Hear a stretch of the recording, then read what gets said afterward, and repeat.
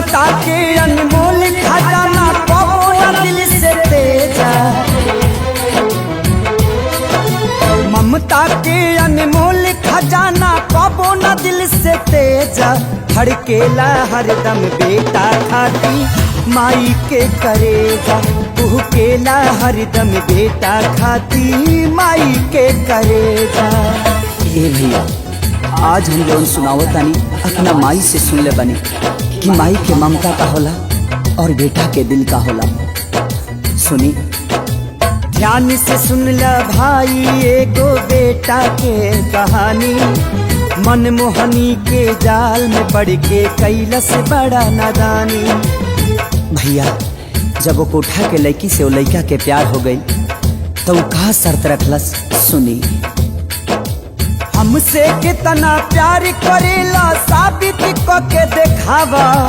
काढ़ी करे जमाई के हमारा खातिर ले आवा। लड़का कलस बस इतना छोटा सा बात। तिरिया जाल में फंस के तब वो घर पे कमीना आइल।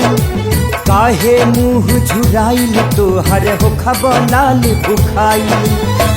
ओ माई के ममता तो देखी, वो माई थाली में खाना परोस के वो लड़का के इंतजार में दुआरी पर बैठल बड़ी।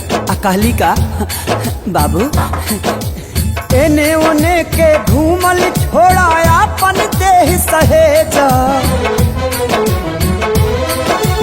एने ओने के घूमल छोड़ा अपन देह सहेजा। केला हरदम बेटा खाती माई के करेजा। धड़केला हरदम बेटा खाती माई के करेजा।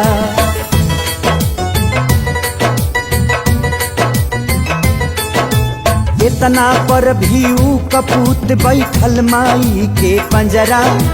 खाए लागल खाना माई हाके लगली अचरा।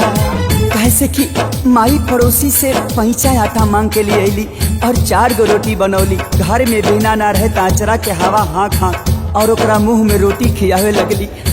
अपने पानी पी के सुत गई। लेकिन वो बेटा कैलस का खींच के खंजर सीना में मरल सबू अपना माई के। काढ़ी करे जा लेके चलल ना आइल दर्द कसाई के। ठोकर से जब गिरल करे जा कहलस ममता जागल। हे बचवा कहीं पैर में तुहरा चोट त नहीं लागल।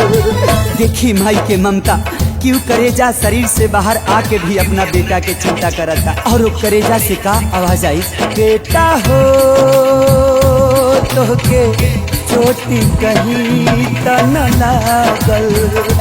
बेटा हो तो के चोटी कहीं त न लागल। और आखिरी बार वो करेजा से का आवाज आवता। सुनी जहाँ जाए के बात हके जल्दी उठा के ले जा। जहाँ जाए के बात हके जल्दी उठा के ले जा। तू केला हरदम बेटा खाती माई के करेजा। तू केला हरदम बेटा खाती माई के करेजा।